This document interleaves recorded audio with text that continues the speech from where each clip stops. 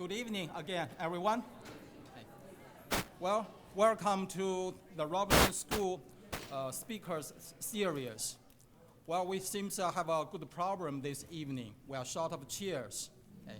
Well, what a wonderful way to start this exciting event. Okay. Again, welcome everyone. Today, this event is also live streamed. So let's also welcome those who are watching us online. Okay. Well, how many of you know about Robertson School? Please raise your hands. Well, seems not everyone. Okay. Well, for those who do not know our school yet, the Richard T. Robertson School of Media and Culture, that's our name, is part of the College of Humanities and the Sciences at VCU. Okay.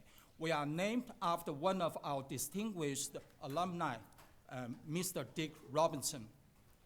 Dick probably is watching this online at this moment. Hello, Dick. Okay. And others who are watching us online. And we changed our name from mass communications to media and culture a few years ago to best reflect the changes in what we are teaching in the classroom, at the same time, all the changes in the media industry. Okay. I can, as the school director of the school, I can proudly say we have a remarkable and very innovative school. Speaking about innovation, okay, let me give you a few quick examples here. For example, right now, we are building a new media innovation lab to best meet our needs in teaching and research. We are also redesigning our master's programs to best meet the market needs. Okay. At the same time, we are engaging in the local, that's Richmond community, as well as the global community. Speaking about globally, we are going to have a new summer study abroad program in Vietnam. Is Josh here? Professor Josh Smith is going to take VCU students there, Da Nang in central Vietnam. If we still have seats for that program, okay, it's a brand new program, the first ever for the Robertson School. Okay, if you are interested, there is good opportunity. Well, speaking about our speakers series today, that's another new initiative in the Robertson School. Okay. The purpose of this event is very simple and straightforward. That is to invite the thought leaders, the leading the industry leaders, as well as leading scholars to campus, to the Richmond community, to address very important issues in the media industry, in the field, and also to discuss the latest trend in the field. Okay. So our plan is we are going to have 3 speakers each semester. Today, you are going to have the very first one. Okay. Of course, this new initiative cannot happen without a lot of colleagues' hard work. Among many, many colleagues, I would like to particularly thank Dr. Mark Messner. You already seen him. He's putting this event together.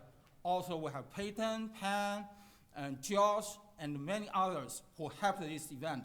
And also, of course, Gary and his student crew who are doing the shooting for us right now. Okay. So I hope you really enjoy this evening, and Dr. Messner has a wonderful arrangement for you. So now it is my pleasure to invite Marcus, my wonderful colleague, to the podium to introduce our distinguished speaker. Okay. Thank you.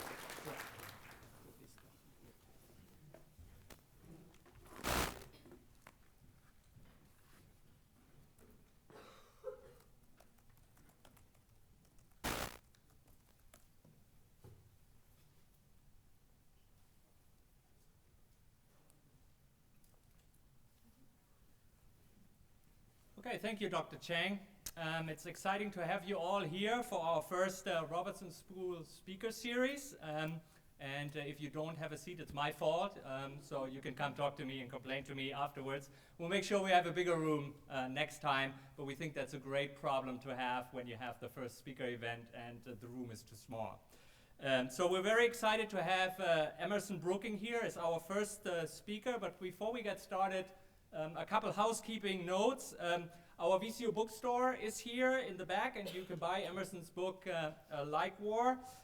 We will also raffle off 3 books, and he's going to sign them for the winners. If you buy a book, he will also sign that one for you as well. If you haven't done so, fill out one of the raffle tickets and put them in the boxes over there at the table. If you're in one of the classes that has the speaker series as an assignment, also make sure students fill out that ticket, put your class name, your name, and the class number, instructor name. So we'll make sure that your instructors know that you were here. And if you're posting on social media today, make sure that you're using hashtag VCU Robertson. You also have that in your program. So the weaponization of social media is the title of today's talk, and I still remember very well about a decade ago, 10 years ago, that's how long I've been at VCU here already, we had a panel in this building where we talked about all of the possibilities of social media, of how social media platforms can contribute to the greater good, and boy, have things changed. Look where we are today. We're talking about the weaponization of social media. And our society, our media, our political systems have yet to address what's going on around us in the digital space and how we're dealing with all the challenges that we're facing today. So we're very excited to have Emerson Brooking here to address these issues. He's, of course, the co-author of Like War, which he wrote with P.W. Singer, which was published last fall. He's originally from Georgia, so also a Southerner, and now lives in Washington, D.C. He's an expert on the relationship between the internet and conflict, and worked previously as a research fellow at the Council on Foreign Relations. I'm excited and I'm honored to welcome Emerson Brooking.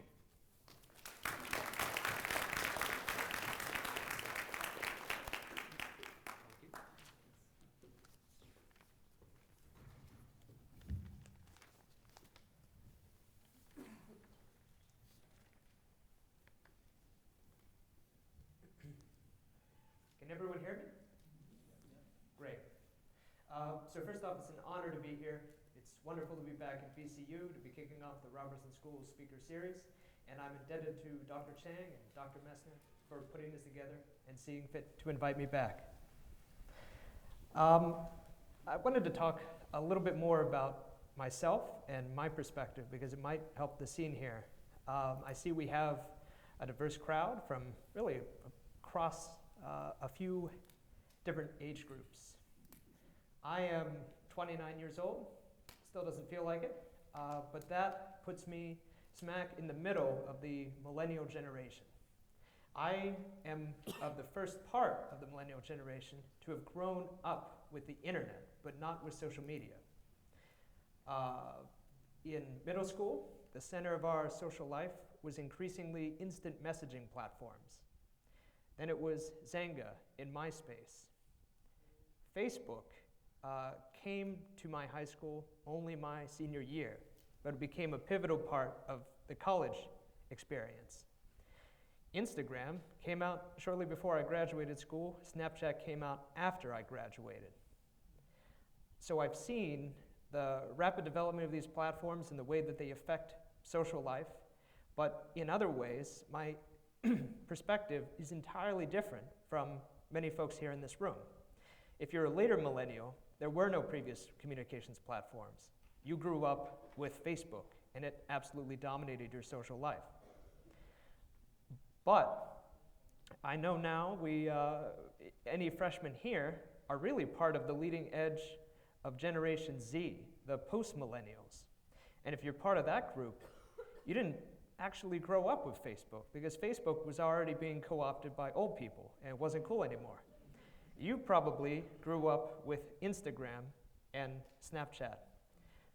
And you've had totally different cultural experiences as a result. Say, when I was in high school, something like video gaming was still a little bit countercultural.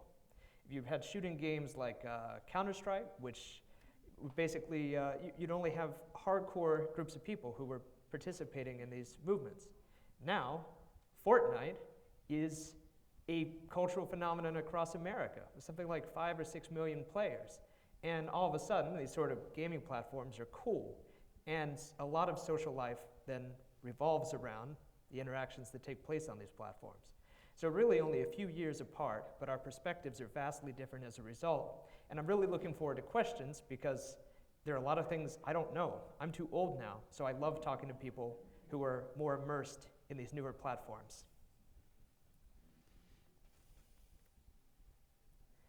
My intent with this talk is to start out by talking generally about information conflict, as I see it, which in the book is called Like War.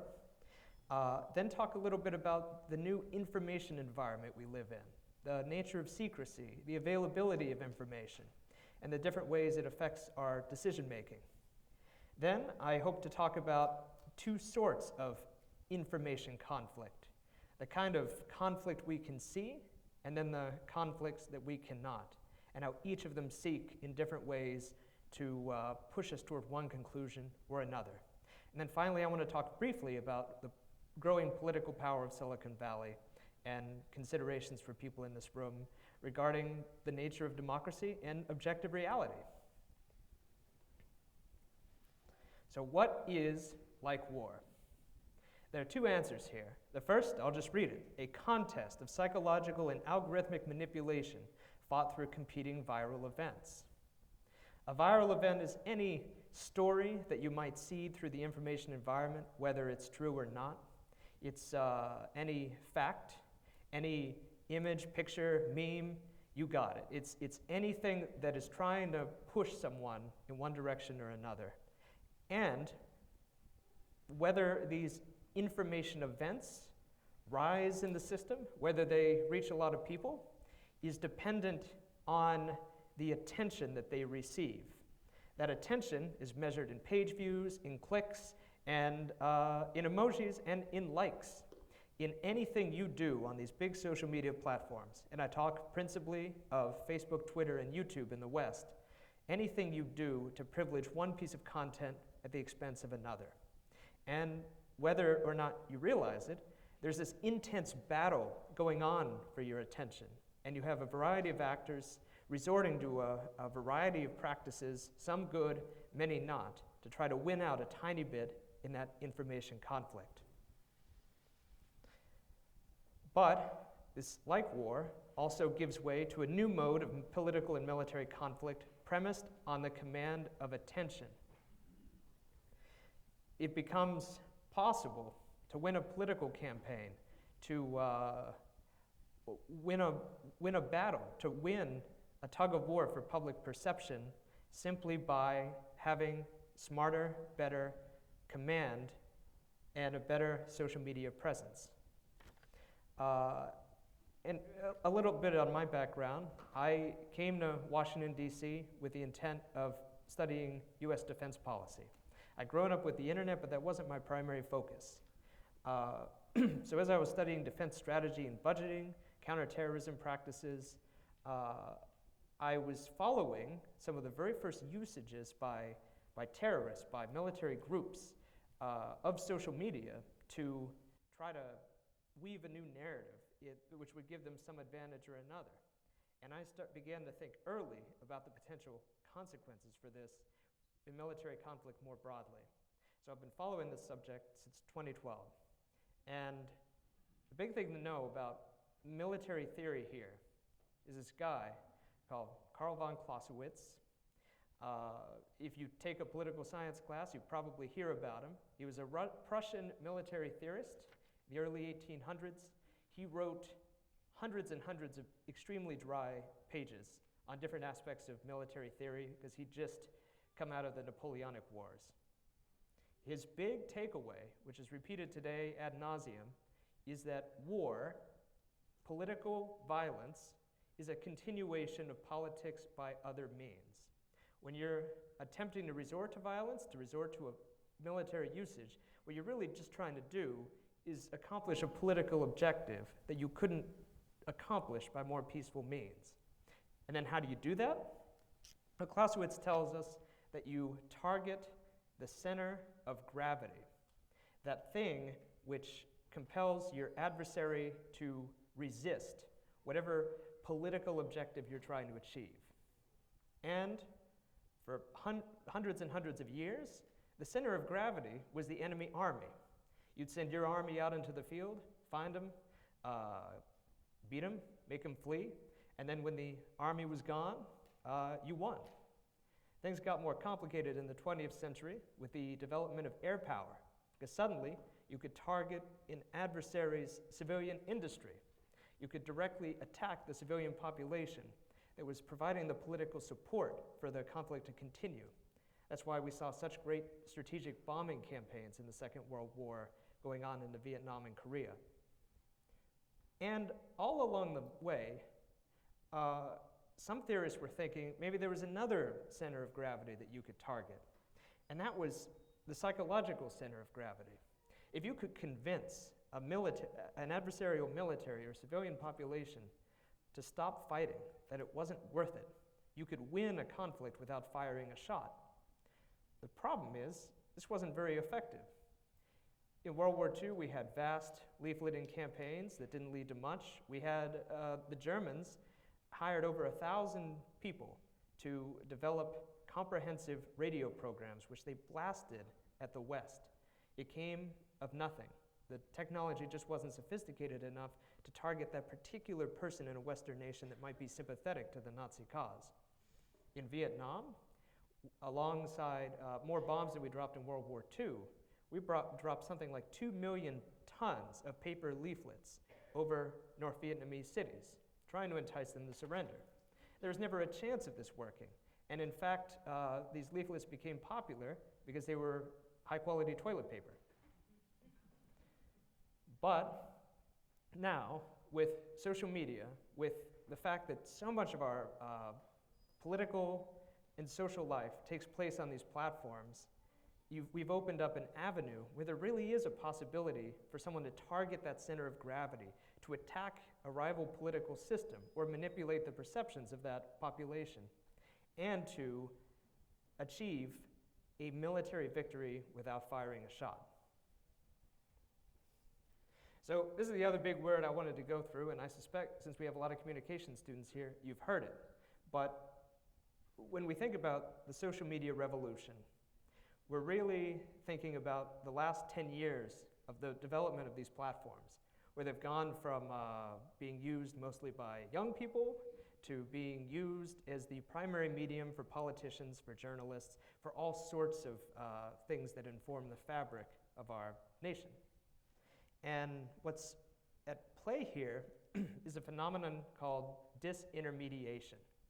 Way back in the early 90s, when the internet was just a tool for hobbyists, a lot of people talked about how there'd be a future where, thanks to the internet, there'd be like a democratization of all kinds of industries. You'd be cutting out the middleman, and you'd be able to get your products and services directly. You'd be able to access these platforms and connect with a provider. And a lot of the stuff in the middle would be cut out. Amazon's an obvious example of disintermediation in action. You don't need a big box retailer. You can reach out to what's essentially a wholesaler, get your product directly. Tinder's the same thing for dating. And obviously, Lyft and Uber, instead of having to work with taxis and their licensing schemes and everything, anyone can drive for the companies, and then anyone else can get a ride. It's just direct connection.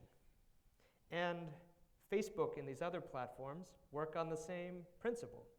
Instead of getting your information, which you use to draw conclusions, to figure out what to believe and when, instead of getting that from a small number of gatekeepers, which would be your traditional journalists, classically Dan Rather at the big desk, summarizing the day's events for you. Instead of worrying about those gatekeepers, you can seek out the information directly. In the early 90s, this was taken as an unvarnished good. We're going to break down the barriers. There's going to be a free market of information. And invariably, it's going to be the good stuff, the pro-democracy, pro-freedom, advancing the rights of all peoples, which is going to rise to the top. Because humans are fundamentally good judges of character. Well, we know a bit better now. We know that this information marketplace can be manipulated in a variety of ways, and that actually we're a little bit psychologically inclined to sometimes believe things that aren't best for society, or to fall prey to conspiracy theories or things that really do us harm. Now I want to talk a bit about how information accessibility is different now. And I want to start with a famous 1944 military operation. That's Operation Overlord, D-Day, the storming of Utah and Omaha beaches. So this was a pivotal moment in the Second World War. This opens up a new front in Western Europe. And it also comes as a surprise to the Germans. Hundreds of thousands of Allied troops land in France. The Germans knew generally they were coming, but they didn't know when or where. And they were shocked when they saw these convoys on the horizon as they crossed the strait from England. And I just want you to think about the planning that went into that operation in the years and months before the actual landing. You had 39 military divisions in Britain. You had 1.5 million American troops alone. In just May of 1944, a month before the invasion, you had 1.9 million tons of supplies that you were shipping to Britain.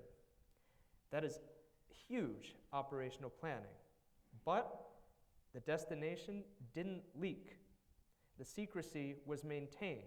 This thing that I keep calling the information environment, which is the way you get information, access it, and then figure out what to believe, was a lot more stovepiped. Those old gatekeepers were in place. And I want to contrast that with another military operation. Now let's jump forward to 2011. This was Operation Neptune Spear in May 2011. This was the operation to get Osama bin Laden. You could fairly call this the most secretive mission in US military history. Fewer than 100 people knew about it. Most of the folks who knew everything about it are in this famous picture of the Obama Situation Room as they watched the video feed of a top secret, highly trained, clandestine SEAL team as they rappelled out of specially equipped Black Hawk helicopters in Abbottabad, Pakistan, to find and eliminate bin Laden and the other al-Qaeda terrorists in that compound. This is not something that could have leaked. There was only one source of information for it, so everyone thought. But there was something that no one had conceived of, which was, in Abbottabad, Pakistan, there was also an IT worker who was staying up late at night. He was just crashing on a project, and he got really aggravated because he kept hearing the sounds of helicopters overhead. And on Twitter, he shared his experience and what was going on, the explosions he heard as the mission went wrong, the mobilization of the Pakistani police and military to respond to this. This was something that no one could have predicted. But when Obama walks up to the podium to give his famous speech that we got him, reporters and journalists watching this then find really virtual Sohaib Athar's Twitter feed within 5 minutes. They immediately are contacting him for questions. They have a window into this top secret military operation, which, again, no one could have predicted. And the tweet's not here, but Sohaib was also watching Obama's speech. And then he tweeted, "Uh-oh, I'm the guy who live tweeted the mission to get bin Laden." And at the time, Pakistan had an internet penetration rate, the number of peoples who have access to the internet, of 4%. It's closer to 25% now. And in research, I got the chance to talk to a CIA officer who told me, with more than a twinge of regret, that all secrets now come with a half-life, that nothing can stay hidden for long. And I want to show another example of this in action. The truth is out there. That's the famous tagline of the X-Files. You can be sure that if something happens in the world, there is going to be some digital record of it. If you can find it, you have extraordinary new insight into events, and state secrecy is much less effective than it was before. There's some 9 billion digital devices in the world now that have sensors that can collect information about the outside world and store it. By 2020, it will be up to 50 billion as the Internet of Things continues its exponential growth. An example I have here is of November 2018 military confrontation in the Sea of Azov, which is north of the Black Sea, between Ukrainian boats and Russian security forces. Essentially, the Russians interdicted these boats. A few shots were fired, though no one was hurt. And then the Russians boarded these ships. And in this tiny skirmish in a place on the other side of the world, we had live recordings, we had video, we had intercepted radio communications, which were all available to us essentially concurrent with the event. This is a wildly different way to think about the world, to think about the information environment. But just because the truth is out there doesn't mean you can find it. The new form of censorship is not to, say, hire tens of millions of people to just blot out newspaper headlines. Much more often, it's to seed other narratives, other bits of information that are not true. If you have 2 stories available, one of them has hard evidence and one doesn't, folks are inclined to believe the one with hard evidence. But what if you can create 10 storylines? And just by the existence of so many different explanations, degrade the one that's true by pointing out that it's only one of 10. That is something that the Russians now do very effectively, but that's a basic mechanism of information control we see everywhere. In this Sea of Azov case, up on top here, we just have an analysis of 10,000 German language Twitter accounts. And it's a little tough to see, but the overwhelming explanation here, the rhetoric, regarded a Ukrainian provocation.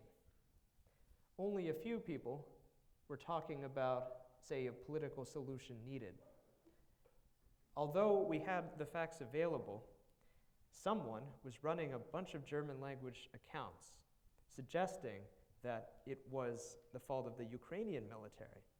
And by just doing that, it shifted, in some small way, international opinion.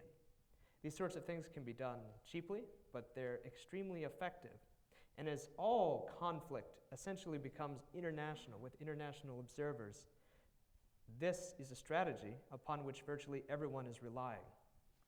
Now, I want to shift gears a little bit and talk about what some information conflicts look like in public.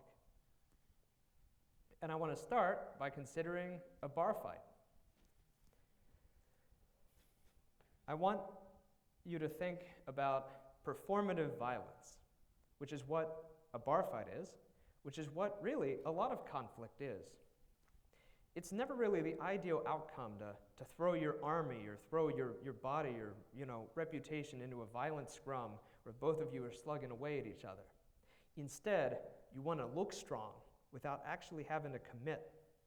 And we see the example here, and the reason I chose it, this is some still from some MTV show, but you have 2 dudes up in each other's faces, but it's the guy holding the pink shirted dude back, which is the key here.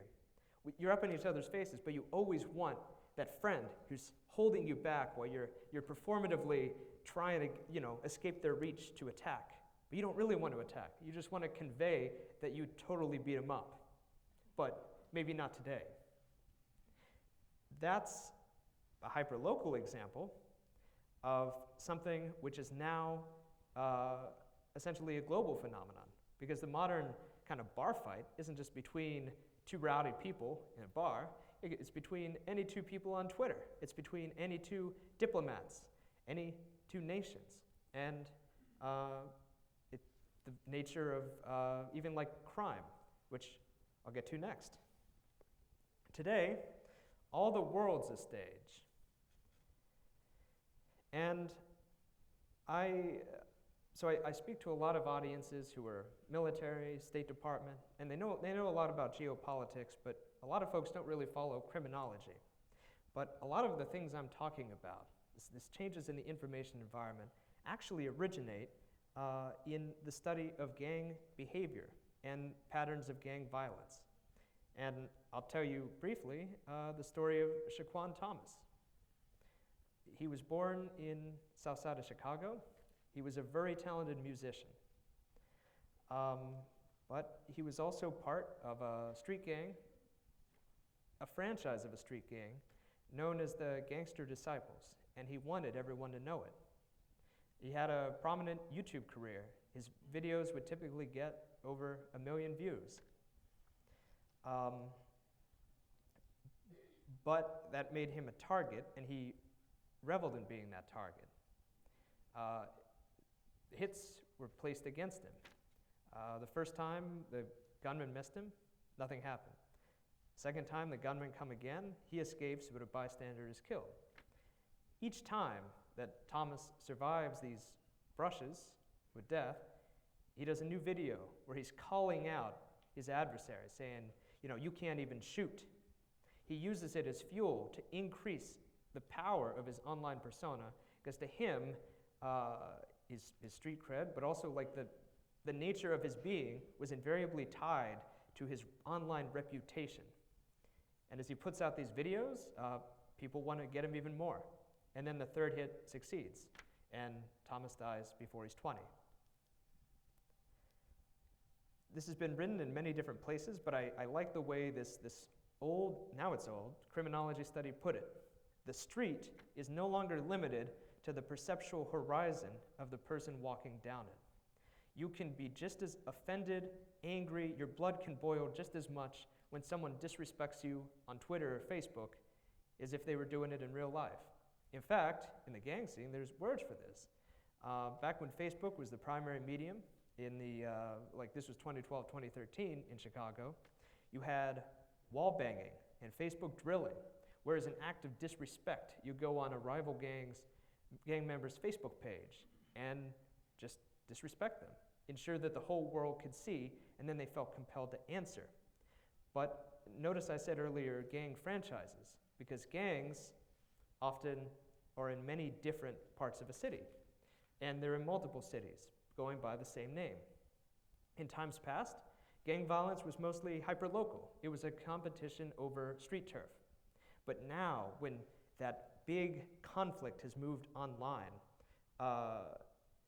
you can be just as compelled to violence because of what's said in the virtual world. As a result, an act of disrespect in one city between one gang franchise might spread to another. In the case of Shaquan Thomas, a week after he died, another Chicago high schooler, miles away, was shot and killed for disrespecting Thomas's legacy. And in Chicago school systems, now some 80% of violence originates from an online conversation. The big thing they convey is that this performative violence is very important, and that things said or done online invariably translate into the real world and vice versa, in a sort of cycle. The same thing, true of street violence, is true of geopolitics and greatest acts of diplomacy. I, last week, had the opportunity to speak to a group that studies weapons of mass destruction and nuclear deterrence, so this was the primary focus. But if you know just a little bit about the history of the Cold War, and particularly the Cuban Missile Crisis, you know that nuclear weapons introduced a very complex balance of power, where everything was deliberate, where much was done secretly behind the scenes, where public statements weren't the same as private intent, where there was a real sense that any act of potential escalation would be highly problematic and could be taken only as a very last resort. In the case of the Cuban Missile Crisis, the closest that the United States and Soviet Union came to nuclear Armageddon, American people had no idea what was going on for years afterward. And then actions were taken behind the scene, concessions were made. None of that would be possible today. Available too quickly, and diplomacy itself has become much more performative. We see here when President Trump famously threatened nuclear war early last year. We see below it a subsequent protest in front of the Twitter Washington, D.C. headquarters where someone projected a tweet starts World War III, ? There's a temptation in all layers of interaction to escalate more rapidly, to kind of lose your wits, to allude casually to threats that once would have been very, very serious. And that profoundly changes a whole bunch of international dynamics. In the case of President Trump's threat, it was answered in kind again and again by North Korean dictator Kim Jong-un, who in turn threatened nuclear fire. And maybe neither of these guys was serious, but this never before happened in geopolitics. But we're probably going to see it happen more and more frequently in the years to come. And if everything is theatrical, these lessons can be applied to actual physical conflict. And here I'll talk a little bit about the Islamic State, ISIS. So ISIS was in the Great Syrian Civil War for several years as one of numerous militant players there.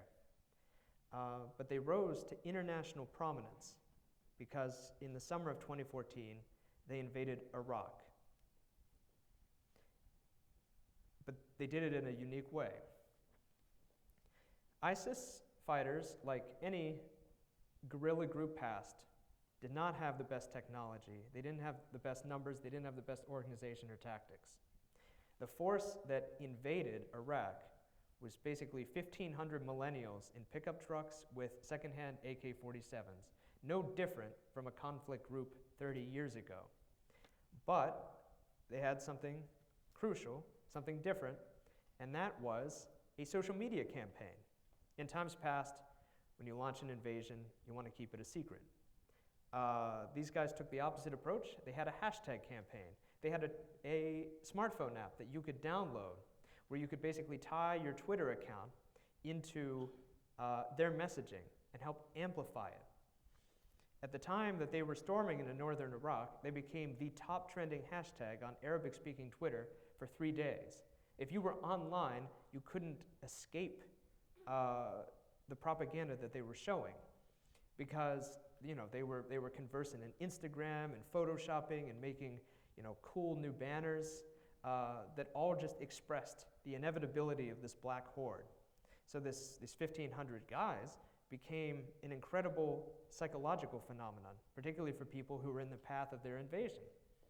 Some of the people in the path of their invasion were the citizens and residents of Mosul, which is a northern Iraqi city of 1.5 million people, which at least on paper had 50,000 US trained defenders, complete with an arsenal of tanks and Black Hawk helicopters. They should have been able to stand their ground, but they didn't even try to fight. They fled, they panicked. And even though not everyone in Mosul had a smartphone, a few people did, and then it easily translated from online messaging to word of mouth. And soon, all of the north was in a panic. Hundreds of thousands of people fled. The Iraqi government had no way to stop the online messaging of the ISIS fighters. Instead, they briefly blocked internet access for their own citizens because the psychological damage here was so great. And ISIS, which had not been a potent military force, suddenly became one because they seized a huge arsenal of supplies and they also had managed a success in extremist terrorism. They'd managed a success which no other group had ever done. This conversion from just a terrorist group into an army that was then seizing territory for a desired caliphate. This made them a powerful tool for recruiting. It greatly amplified the reach and promise of their propaganda. And in the years that followed, some 40,000 people would travel from across the world to join the caliphate and fight for it. In the United States, in August 2014, ISIS filmed the execution of a journalist, James Foley. This video and its screen grabs, its stills, was carefully stage managed. Foley was dressed in a Guantanamo orange jumpsuit. He knelt in the Syrian sand with a stark background. The man who was executing him held a knife and was dressed in all black and made it look as imposing as possible. Foley was actually mock executed 10 times before the actual event because they wanted to get the shot just right. And they released the video over an extensive botnet, Twitter botnet, which reached immediately every journalist in the world. And at the time, they saw nothing wrong with taking the screen grabs of this video and making them the image to go along with their headlines, which had an extraordinary psychological effect on Americans who had not thought seriously about terrorism for some years. Suddenly, according to a Pew public opinion study, more Americans were scared of an imminent terrorist attack in September 2014 than in October 2001. It was one death, but it carried such psychological potential and with such useful theatrical violence that it totally changed the frame of reference for millions of people around the world and arguably drove a lot of our political development since. Now to a lighter example. Maybe I should have put these in the other order. But if you're like me, you followed the Fire Festival with extreme fascination. And there are 2 new documentaries about fire out now, which I highly recommend you watch if you're interested in any facet of psychological manipulation. And I know this gets closer to the advertising focus of a lot of folks in this room. I just want to convey again, the same with the rise of ISIS. Theater is everything. Fire was a music festival that never had a plan. It was 10 highly compensated Instagram models frolicking in an island which would not be where the festival was held. In fact, they would not even attend the festival. In fact, there were no acts for this festival. There was nothing that came together. There were no logistics, there was no planning. But the tickets sold out instantly because the public relations marketing campaign was so extraordinarily effective. This was what people thought of when they thought of attending the Fire Festival, but this is what they found. The tents were FEMA tents. Mattresses had been left out in the rain. There was essentially no planning. There was no provision for people arriving, departing again, because that wasn't really what had mattered. And in case you think that this was a surprise, there were several people documenting this failure from the beginning. There were leaks on the inside. All of the information was available for the attendees, some of whom had spent more than $200,000 to buy villas that didn't exist to attend this thing. All the information was there, but if you got the top 10 Instagram models on the internet to all post the same thing, it didn't matter.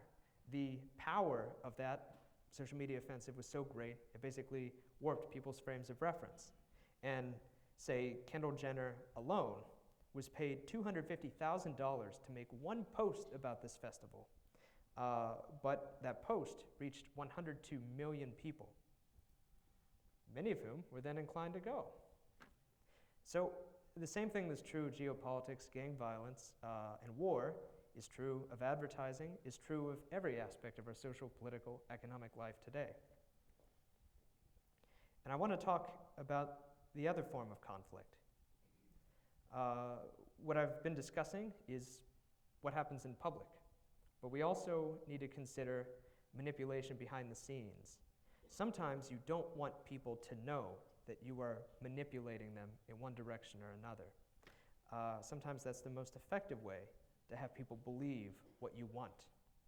And there are numerous examples here, but what you've probably heard the most about is the Russia stuff, is the unique mechanisms by which Russia affected the 2016 US presidential election. Russia bought advertising on Facebook that with the intent of amplifying socially divisive issues. Russia manned some 50,000 Twitter bots that were, again, just designed to pick out the most fragmentary, divisive issues, spread it to the widest audience possible, and polarize as much as they could the US political environment. We see in the examples here, the most followed Republican Twitter account, which professed to be the unofficial Twitter handle of the Tennessee GOP, was in fact operated out of St. Petersburg. We see one of the hundreds of advertisements that the Russians bought on Facebook.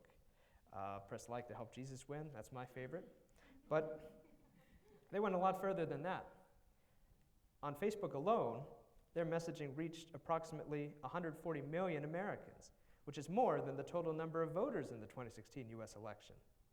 In Florida, in a particular act of brilliance, these people in St. Petersburg, who by the way were not hard-boiled intelligence agents, rather they were young millennials who had studied English or writing or some creative field in college but couldn't get a good job. And these troll factories, as they were known, these places where they were systematic in pretending to be Americans, in driving the US political dialogue in one way or another, these were good paying jobs. In a 12-hour shift, you were expected to produce, say, like 20 posts and 100 comments from a variety of personas. But in a particular act of brilliance, the folks in St. Petersburg managed to launch both a protest and a counter-protest in Florida. They managed to get people so riled up that they showed up on opposite sides of an issue to yell at each other, each convinced that this event was legitimate. They managed to create out of essentially nothing this physical confrontation, which played out in the real world.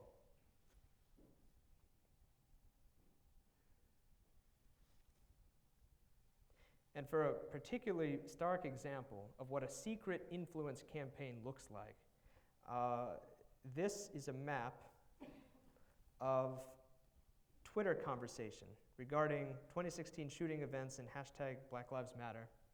A Twitter map of people who lean either to the political left or the political right. The little dots here are, the closer they are to the center of their respective cluster, the more polarized they are. That means that they interact more exclusively with other people who think like them. And they're the ones most likely to be posting highly polarized stuff, taking one side or the other. Now, this project was done in mid-2017 off of a collected Twitter data set. A few months ago, Twitter released a comprehensive list of tens of thousands of Twitter handles that are definitively associated with Russian agents. These researchers were able to go back and pinpoint which of these accounts was being operated from Russia.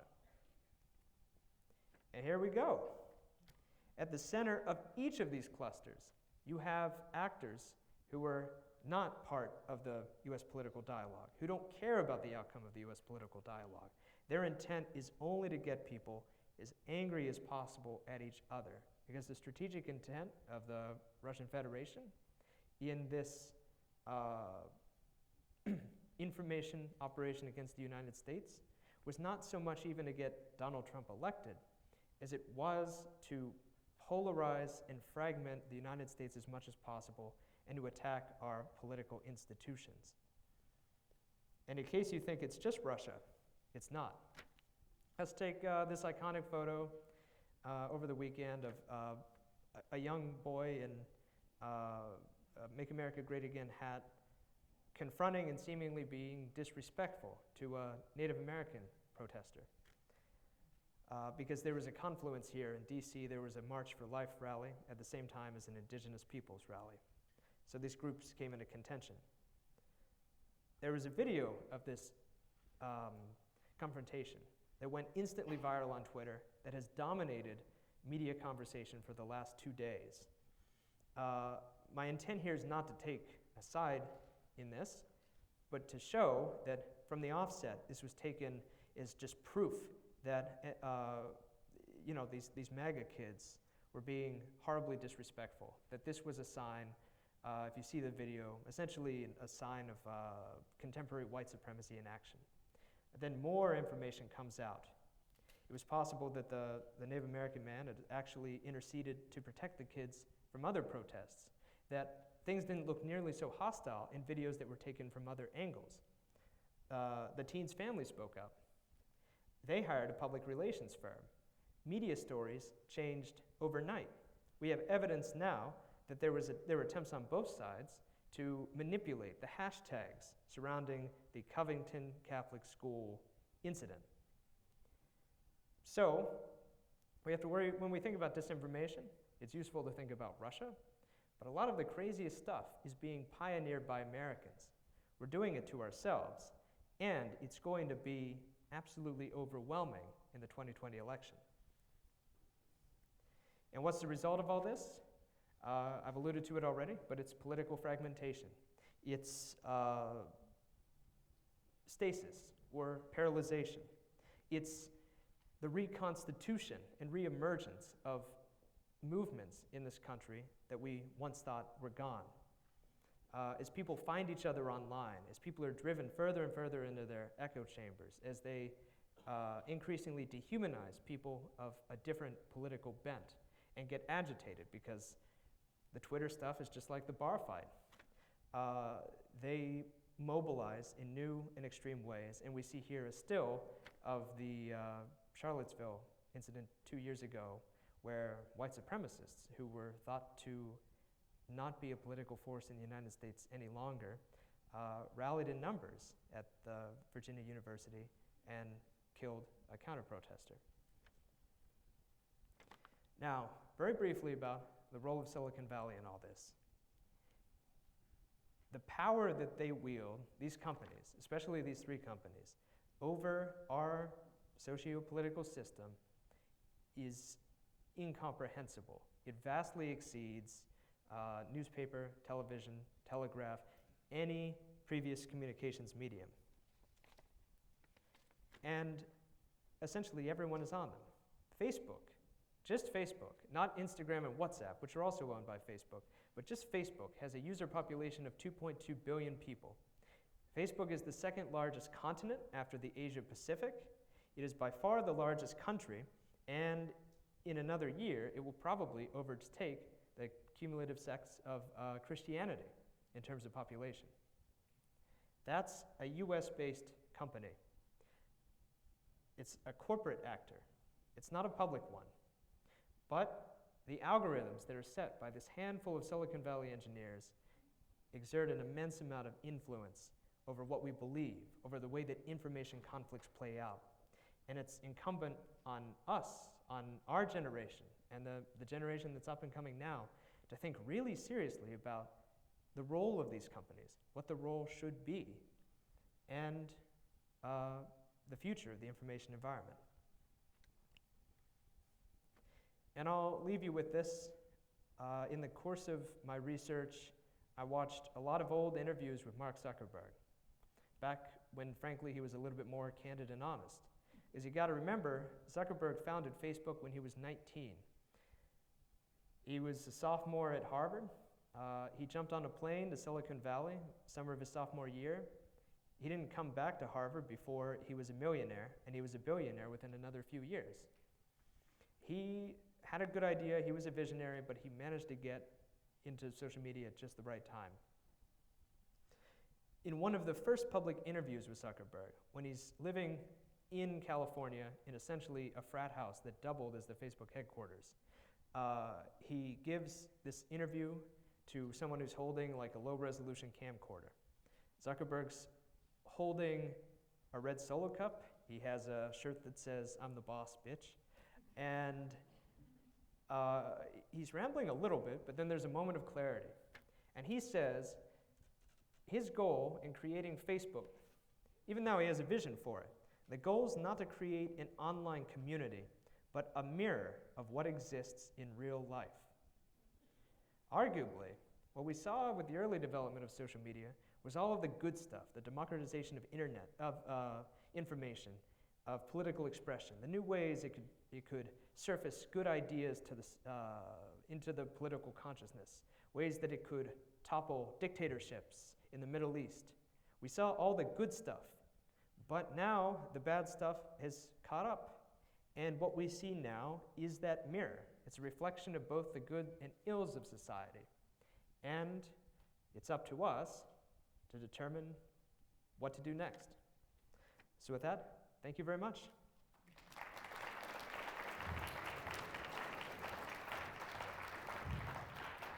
Well, thank you very much, Emerson. We're going to take a couple minutes and give you a chance to ask Emerson questions. If you'd like to ask a question, I ask you to please come to the middle microphone, and don't forget that we still have 3 books here that we're going to raffle off, and you got to be here to win. If you'd like to ask him a question, please come to the middle. Let me start the discussion off by getting back a little bit to the Russia thing that you just talked about. So the United States, the military, invented the predecessor of the internet. All the major Western social media companies are from the United States, but in the 2016 election, the United States seemed to have lost control over the conversation and the manipulation that was going on. How did that happen, and how are we going to prevent this in 2020? So easy questions to start out. So I guess it's important to note first that the US invented the internet, but we commercialized it in 1995. We essentially stopped playing a governmental role in it. And if you were interested in media regulation, you might be interested to consider how different that is from the way the US treated previous communications mediums. The US government did not take a hands-off approach to the telegraph, or the telephone, or the television. All of those networks were regulated from the start. The internet, though, was commercialized in 1995, and no one looked back. That's why we saw the explosion of social media companies the way we did, how they led the charge in growing unfettered around the world. That's also why we had basically the gospel of internet growth through the mid-2000s, where it was taken as a moral and social good for Facebook to reach as many people as possible, because the internet was a moral and social good. So one reason we were caught off guard is that we ignored looking at this seriously for the better part of 2 decades. In my research, I found people who did look at it seriously, who way back in the early 1990s, a group of military theorists who wondered about the ways that you might use the internet to destabilize other societies and whether we should prepare for it. In the vein of military thought, the Pentagon basically told them to stop looking at it. It was boring, and instead everyone focused on drones. And there was basically like a split there. In brief, Russian military thinking went in a very, very different direction, because so Russians have always thought about information differently because of the wars of ideas between the Soviet Union and the United States. Even after the fall of the Soviet Union, Russians have always thought of NATO on their border as a propaganda operation that's trying to feed information into their system to destabilize them. In 2011, at the tail end of the Arab Spring, there was a very powerful protest against President Vladimir Putin. It was the closest Putin came to losing power. That shocked Russian military planners And if you read the doctrines after that, they talk about information defense is one of the most important investments they can make. And I want to emphasize this. It's always information defense. When the Russians proceeded with operations against the US, is they've launched information operations against a variety of European nations. The goal is always to put their adversary in disarray because they fear an invasion. It's a fundamentally defensive mindset, and that gets lost when a lot of people talk about the way Russians think of this information. And one more reason why we were uniquely susceptible is that we treasure freedom of speech in this country. You can kind of think of a spectrum for how vulnerable you are to these sorts of influence operations. On the worst of it, you have the United States, because we let people say what they believe, even if what they believe is, say, a conspiracy theory that might lead in time to, say, harm targeting ethnic and religious minorities. On the other side of it, we have a nation like North Korea, which doesn't have an internet. It has 30 websites on a closed system. You can't launch an influence operation against North Korea, but we don't necessarily want to follow that model. Essentially, we're vulnerable because any definitive action we could take to defend ourselves we would cease being a free society. And then what would be the difference between us and our potential adversaries?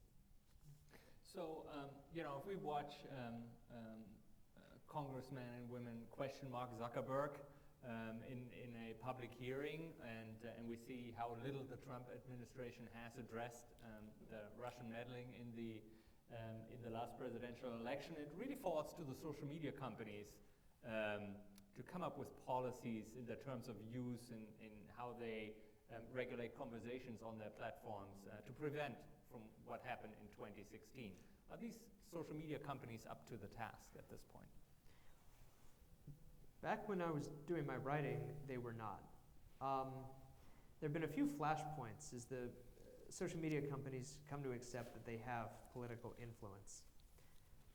For over a decade, they would say again and again, we don't make political decisions. Though every rule they pass about expression on their platform was a political decision. They didn't want to deal with that. The first flashpoint was actually the rise of ISIS and the rise of reemergence of global terrorism. Because up until 2012 or 2013, if you were a terrorist group, you could have a Twitter account and they would verify it for you. Because their thinking was that, hey, everyone has an opinion. We're just a platform. We're not making political decisions. But then people started getting murdered graphically, and that information was shared on the platforms. And then these companies realized, actually, we have shareholders and investors. This isn't such a good idea. And then the US government was like, you better change your policy. And they gradually did. The biggest flashpoint, though, was probably the 2016 US election, because Silicon Valley leans pretty far to the left. And it was a shock, particularly at Facebook, when employees realized that because of decisions they'd made for how they governed their platform, they were probably instrumental in Trump's election. But even then, it was kind of like the Kubler-Ross stages of grief. And it started out with denial. In the days after the election, Zuckerberg's giving a speech. He's asked about his role in the election. And he says, quote, "It's a crazy idea that Facebook had anything to do with the election." Well, if you were looking to advertise with Facebook, at the same time he said that, you could go to web pages that said, Facebook can help you win elections, depending on which products you wanted to buy. So that didn't really hold up, and Zuckerberg actually subsequently apologized, and in the 2 years since, Facebook has taken aggressive actions that do kind of move towards self-regulation. But it's an open question. In fact, it's not an open question. We know that government regulation would be better, and we're starting to move more in that direction now. But in general, I think Silicon Valley's come to appreciate its political power, but the challenge is they don't want that power. They want to make money. They want to run communications platforms and build cool new features. They don't want to worry about abetting genocide or which side of a revolution they should take, when they should ban terrorist content, when they shouldn't, which governments they should work for, which dissidents they should help imprison because of information that they give to the subpoena of a nation that's less free than ours. And everyone, please ask questions. Thank you very much. You can introduce yourself real quick. Yes, hello everyone. I'm Mariam Al-Kazmi. I'm at the Robertson School for Media and Culture in the department, or in the sequence, the public relations sequence. Thank you very much for your lecture. It was very informative. It was great to see a lot of different bits of information tied together so well. My question is, so it's super interesting. You talked about, for example, polarization and weaponization, like war. That seems kind of aggressive. So I assume the opposite would be like social cohesion kind of initiatives. And maybe you disagree with me. I don't know, but please clarify. But there are two in particular that stand out. In the aftermath of the Trump, when he became president, there were all kinds of articles about all these different family therapists who were like going to different people and counseling them because their political opinions were so vastly polarized, right? So that's one thing I want to hear about your perspective towards these kinds of positive initiatives. Another one is, for the last, 5 years or so, when I've been reading about these kinds of issues, people say, oh, media literacy, that's how we empower citizens not to play into this. Well, media literacy would only work, I think, to a certain extent, right? Because these are almost like malicious attempts to, like, very well thought out, to, like, get even rational people to act otherwise. So my question to you is, commenting on any three parts of the questions that I just mentioned, but also, what do you see as initiatives that would, like, decrease the aggressive part of this? Thank you. So, first off, social media has been a real tool for social good. In the case of all social media mobilization, what really brings people together is outrage. It's a flashpoint. It's a common enemy. Whether that common enemy is someone that says something racist in a YouTube video, or a powerful politician that you're briefly galvanized against. If anyone here remembers like the Kony 2012 video, that's like a prime example of a burst of outrage. But if you remember the Kony 2012 video, Kony was not found and defeated within a few months of a video going viral. The money that was raised went in all sorts of different directions, not really toward getting Kony. It went toward making more music videos. And that kind of positive galvanization doesn't really last. A great example is the Arab Spring. Facebook was used very effectively to mobilize people, bring them together, to protest so much that dictators were overthrown. In Egypt, Hosni Mubarak, who was a big general, had been dictator of Egypt for 30 years. He was overthrown. Once Mubarak was overthrown, all of the groups that had worked together on Facebook still had their Facebook groups, but now they had different opinions about what would come next. So they began arguing with each other. They began arguing viciously. They began arguing so viciously that some people decided to sit out the election because they thought it was illegitimate. Someone who was an Islamic fundamentalist got elected, which all the young people who were generally secularists didn't like at all. Then they start protesting again. They protest so much that the Egyptian military decides to step in, arrest this guy, void the election, and appoint as an interim guy a new military dictator, al-Sisi, who's still there today and will probably be there for a long time. That's kind of the cycle here when you talk about the positive effects. It only lasts for so long. And the media literacy question is a great one. I think as you consider misinformation and false news and the different ways that you can see something other than the truth, you can think of it because we have evidence that this misinformation often targets, say, a more gullible person in your friend group. They share a story. They probably didn't click on it because we know that about 70% of links shared on Facebook are never clicked on by the person who shared them. But they see a cool headline, they share it. And then in a process called homophily, the more often your friends share something, even if you were originally inclined not to believe it, you gradually come to believe it, or at least you hedge a little bit, because you trust people in your social group. This is generally a positive thing. This is how societies are built. You have to establish an objective reality together. But at the speed of the internet, when you can share information absent all fact-checking, that actually becomes a serious problem and contributes a lot to the spreading of lies through the system. We've been thinking about ways to counteract this. A big one that's super promising is the same way we think about, we have mandatory health classes in public education in the United States.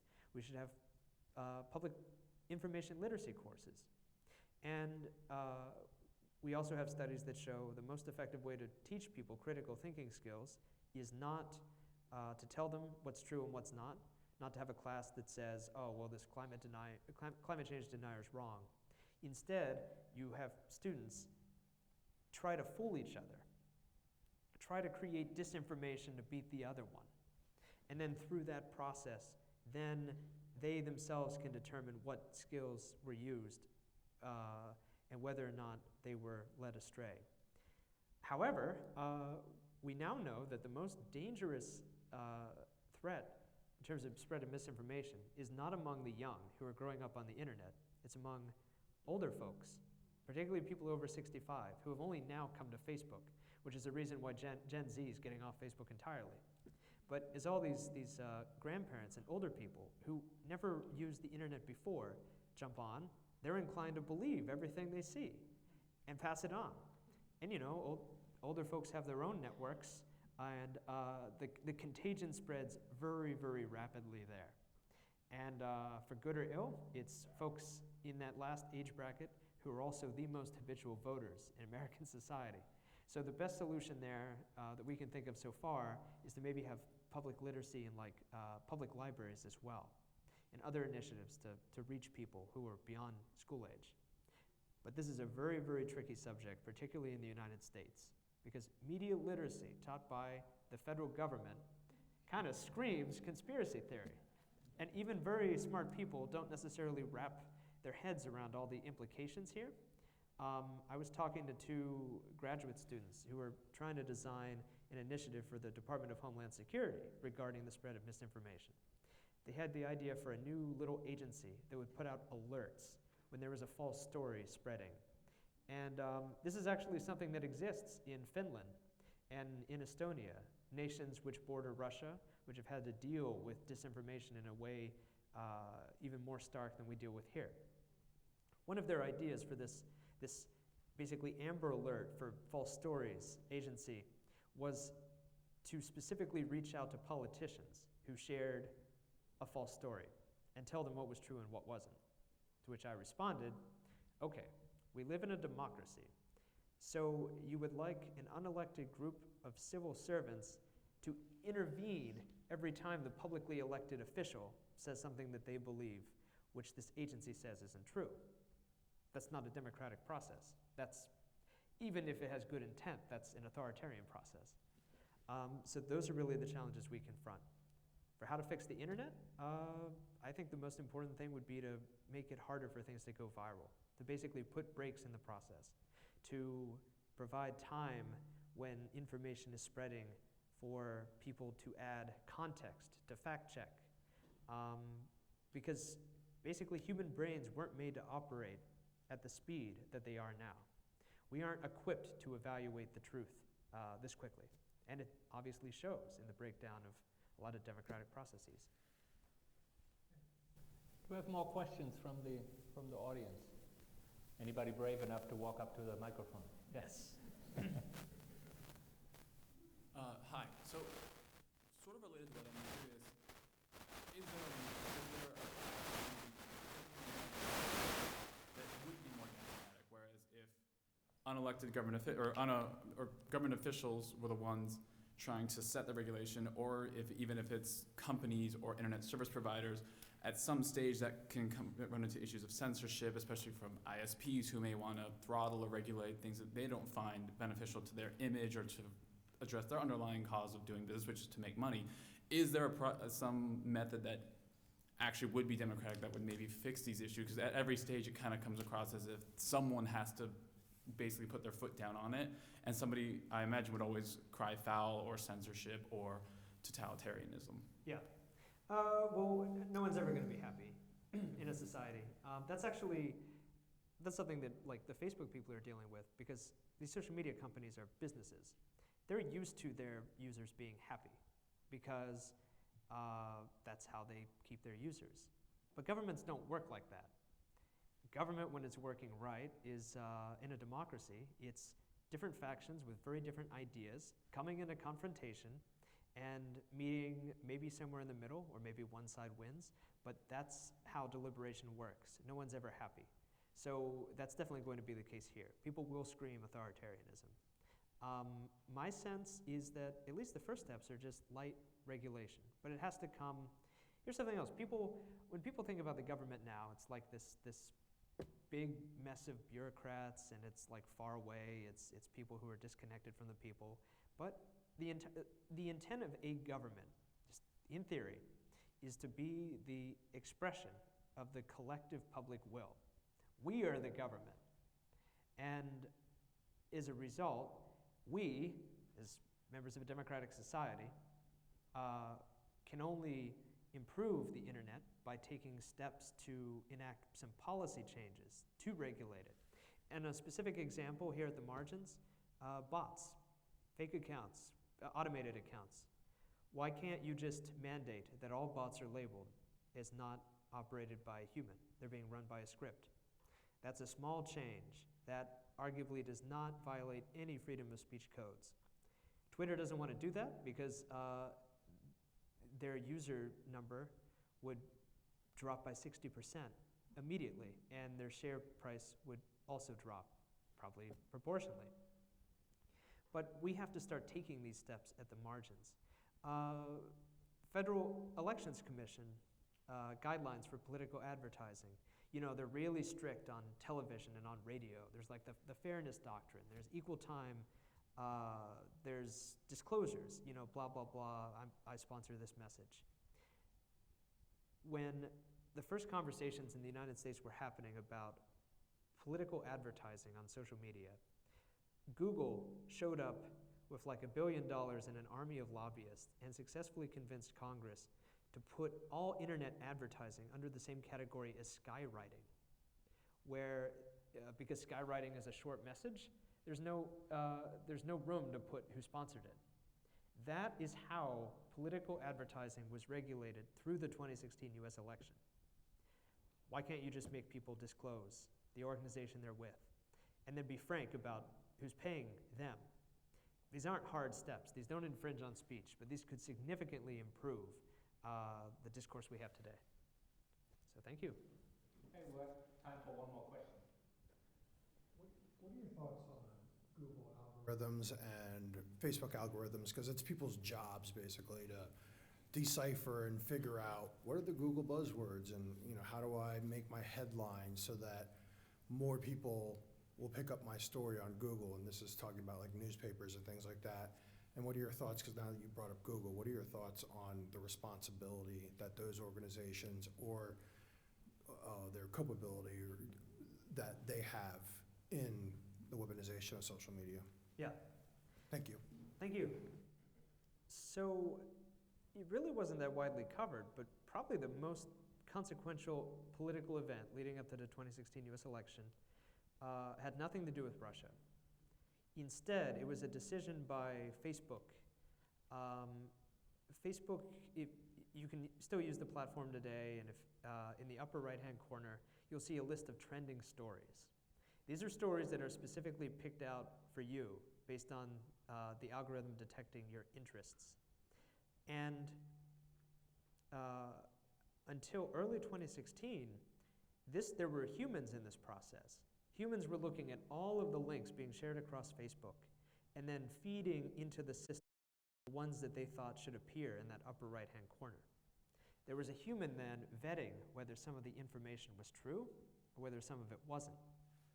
In early 2016, there's an expose that comes out that suggests, it doesn't prove, but it suggests that there's a liberal bias among the people making these decisions. Facebook absolutely freaks out. They fire everyone who monitors this system. Instead, they have it run completely by machines. If a link is being widely shared, and if it syncs with your interest, it appears in that right-hand corner. And there's no room for editorial explanation. There's no room for context. It's a 4 or 5 word headline. So, in the later days of the 2016 US election, for a significant segment of the population, you had Hillary Clinton emails, WikiLeaks scandal, health crisis, things that, and then just some crazy conspiracy theories, like Pope Francis endorses Donald Trump for president. There was no one stopping these from entering the system because they were rising to the top of the algorithm. Because it was so authoritative and because it was in your feed, basically everyone who saw these thought they were true. And that's the role of algorithms in this system. There's a move now toward more human control, but that's a very complicated balance, which is being worked out now. But you can't, but the lesson here, and I guess the lesson to close with, is that you can't separate the mechanics of these systems from human beings, because they ultimately are targeting and affecting fragile human beings.